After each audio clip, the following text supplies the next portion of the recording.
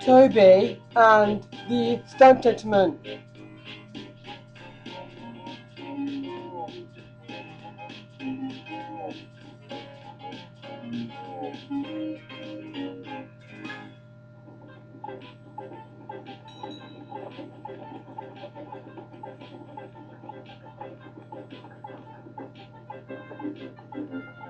Toby is a tram engine.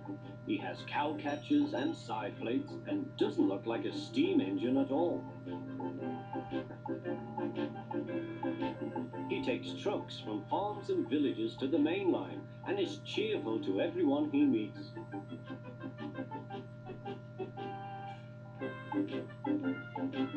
He has a coach called Henrietta, who has seen better days.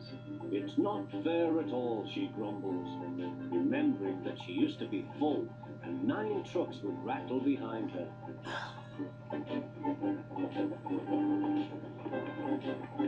Now there are only 3 or 4, and the farms and factories send their goods mostly by lorry.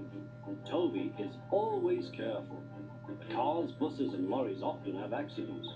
Toby hasn't had an accident for years. The buses are crowded and Henrietta is empty.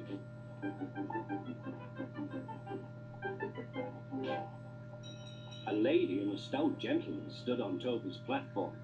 He was, of course, the Fat Controller, but Toby didn't know this yet.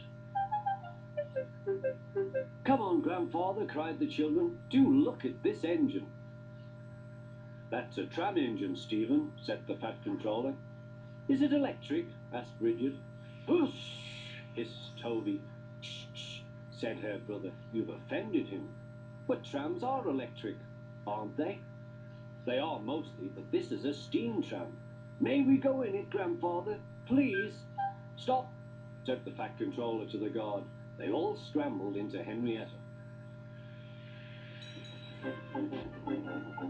"Hip, hip, hooray!" chanted Henrietta. But Toby did not sing. "Electric indeed! Electric indeed!" he snorted. He was very hurt. "What is your name?" asked the Fat Controller. "Toby, sir." "Thank you, Toby, for a very nice ride." "Thank you, sir," said Toby. He felt better now. This gentleman, he thought, is a gentleman who knows how to speak to engines. The children came every day for a fortnight. Sometimes they rode with the guard, sometimes in empty trucks. On the last day of all, the driver invited them into his cab. All were sorry when they had to go away. And the Fat Controller and his family thanked everyone.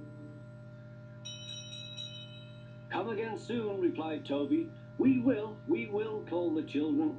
And they waved till Toby was out of sight.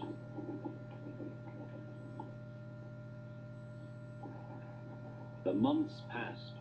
Toby had few trucks and fewer passengers. "Our last day, Toby," said his driver one morning. "The manager says we must close tomorrow." That day everyone wanted the chance of a last ride. The passengers joked and sang, but Toby and his driver wished they wouldn't.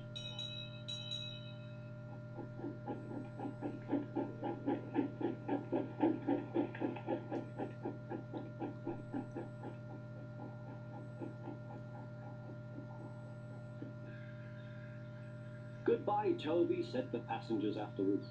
"We are sorry your line is closing down." "So am I," said Toby. Nobody wants me, Toby thought, and went unhappily to sleep. Next morning the shed was flung open, and he woke with a start to see his driver waving a piece of paper. "Wake up, Toby," they shouted, "and listen to this. It's a letter from the stout gentleman." Toby listened but I mustn't tell you any more, or I shall spoil the next story. To be continued.